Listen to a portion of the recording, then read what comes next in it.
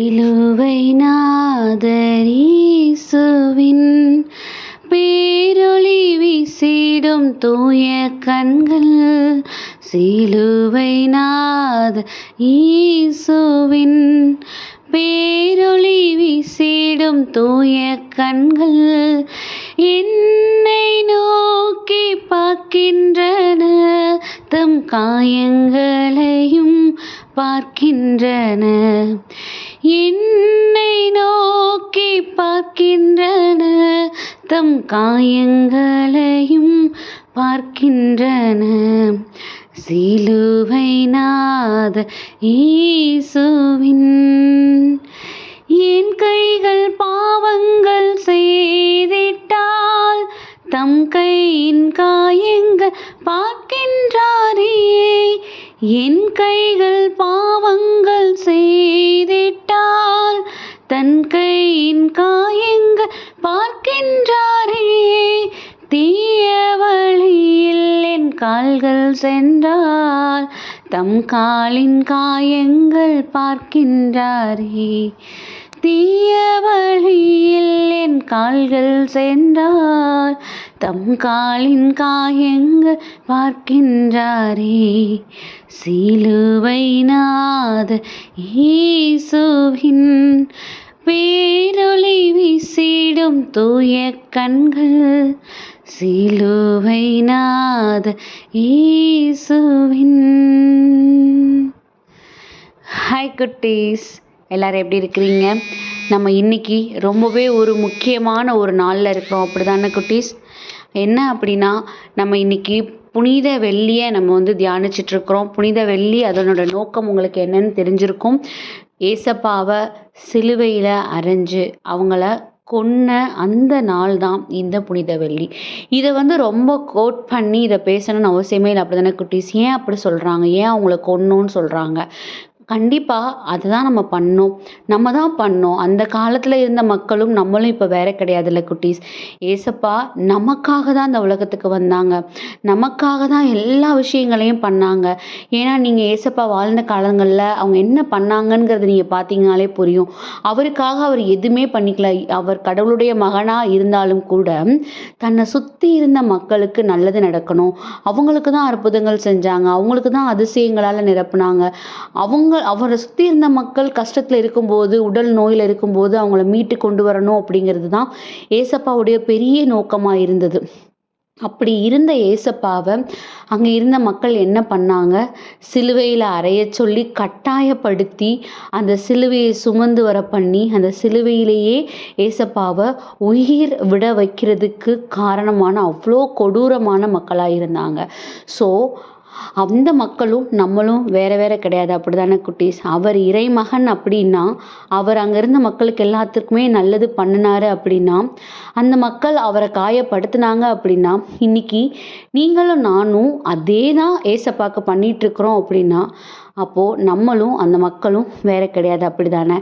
இன்னைக்கு ரொம்பவே ஒரு அருமையான ஒரு பாடல். நம்ம ஒருவேளை ஏசப்பாவுக்கு முள்முடி வச்சாங்க, ஏசப்பாவோட கரங்களில் ஆணிகள் அடித்தாங்க, கால்களில் ஆணிகள் அடித்தாங்க. இதெல்லாம் ஒருவேளை இந்த ஆணிகளும் முட்களும் பேசிக்கொள்ளுதுன்னு வச்சுக்கலாமே. நான் தான் ஏசப்பாவுடைய தலையில் நான் வைக்கப்பட்டிருந்தேன், நான் ஏசப்பாவுடைய கரங்களை அடித்து காயப்படுத்தி ஏசப்பாவை சிலுவையில் அறைய வைக்கிறதுக்கு நான் காரணமாக இருந்தேன். கால்கள், நீ தலையிலையும் கைகளையும் அடிக்கப்பட்டிருந்தாலும் கூட அந்த கால்களில் நான் அடிக்கப்பட்டதுனால தான் அவர் என்ன பண்ணார்? சிலுவையில் அத்தனை மணி நேரம் அவர் தொங்கப்பட்டாருன்னு கூட அது பேசியிருந்திருக்கலாம். இதெல்லாம் தாண்டி அந்த ஈட்டியால் அவருடைய அந்த விழாவில் குத்தி பார்க்கும்போது அவர் இறந்திருக்காருங்கிறது தெரிய வந்ததுன்னு சொல்லுவாங்க. அப்போது அந்த ஈட்டி கூட பெருமிதம் கொள்ளலாம். நீங்கள் எல்லாரும் பண்ணியிருந்தாலும் கூட அவருடைய இறப்பை நான் தான் உறுதி செஞ்சேன் அப்படின்னு அவரை காயப்படுத்தின அந்த முட்களும் அந்த ஆணிகளும் அந்த ஈட்டியும் இப்படி பெருமிதப்படுதுன்னு வச்சுக்கோங்களேன் குட்டீஸ். அதனால என்ன பிரயோஜனம் இருந்துட போகுது? அவரை துடிக்க துடிக்க இறக்க வைத்த இப்படி ஒன்னொன்னும் பெருமிதம் கொள்ளுது அப்படின்னா, இன்னைக்கு நீங்களும் நானும் அதே பெருமிதத்தை தான் பண்ணிட்டு இருக்கிறோம். நம்ம ஏசப்பாவை எந்த விதத்துலனாலும் நம்மளோட செயல்கள் என்ன பண்ணிட்டு இருக்குது? காயப்படுத்திட்டு தான் இருக்கு. நம்ம செய்கிற பாவ வழிகளாக இருக்கட்டும், இல்லை நம்ம பேசுகிற பேச்சுகளாக இருக்கட்டும், இல்லை நம்மளுடைய எண்ணங்களாக இருக்கட்டும், இல்லை நம்ம மற்றவங்கள பார்க்குற பார்வை, அவங்கள ட்ரீட் பண்ணுற விதமாக இருக்கட்டும், இது எல்லாமே நம்ம ஏதோ ஒரு விதத்தில் ஏசப்பாவை காயப்படுத்திக்கிட்டு இருக்கோம் அப்படிங்கிறத மறந்துட்டு நம்ம என்ன பண்ணிகிட்டு இருக்கோம், அதில் பெருமிதம் அடைஞ்சிட்டு இருக்கோம். அப்படி தானே குட்டீஸ்? ஸோ நம்ம உண்மையிலேயே இந்த புனித வெள்ளியை நம்ம கடந்து வரணும். கண்டிப்பாக ஏசப்பா 3ஆம் நாள் உயிர் தெழுந்தாங்க தான். ஆனால் அவர் அடைந்த காயங்கள், அந்த காயத்தோட நேரத்தில் அவருடைய வேதனைகள், இதெல்லாம் இன்னைக்கு தியானிக்கிறதுக்கு தான் நம்ம அழைக்கப்பட்டிருக்கோம். அப்படி தானே குட்டீஸ்? அப்போது அதை தியானிக்கும் போது நம்ம கண்ணீர் விடுறதுனாலையோ, இல்லை நம்ம இப்படி ஏசப்பாவை காயப்படுத்துகிறாங்களே செய்கிறாங்களேன்னு நம்ம குமுறுறதுனாலையோ எந்த பிரயோஜனமும் கிடையாது. ஏன்னா நம்மளும் ஏதோ ஒரு வழியில் அதே விஷயத்தை ஏசப்பாக்கு கொடுத்துக்கிட்டு இருக்கோம் அப்படிங்கிறதுல எந்த ஒரு மாற்று கருத்தும் கிடையாது குட்டீஸ்.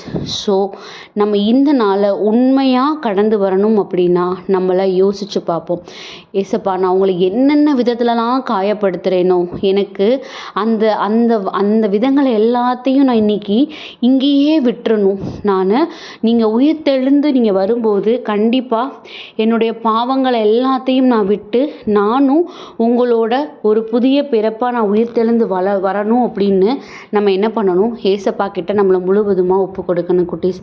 ஏசாயா 53:5 படியாக, நம்முடைய மீறுதல்களின் நிமித்தம் அவர் காயப்பட்டு நம்முடைய அக்கிரமங்களின் நிமித்தம் அவர் நொறுக்கப்பட்டார், நமக்கு சமாதானத்தை உண்டு பண்ணும் ஆக்கினை அவர் மேல் வந்தது, அவருடைய தழும்புகளால் குணமாகிறோம் அப்படிங்கிற வசனம் கொடுக்கப்பட்டிருக்குது. இதை தான் இப்போ பேசணும். நம்மளுடைய தப்புகள்னாலையும் நம்மளுடைய தேவையில்லாத செயல்கள்னால தான் அவர் அன்னைக்கு நொறுக்கப்பட்டார். இன்னைக்கு வரைக்கும் அவருடைய இருதயமும் அவருடைய உடலும் அவருடைய ஒவ்வொரு விஷயங்களும் நம்மளுடைய செயல்களால் நொறுக்கப்பட்டுட்டு தான் இருக்குது குட்டீஸ். ஸோ நம்ம திரும்ப திரும்ப ஏசப்பாவுக்கு அந்த வழியை கொடுக்கக்கூடாது.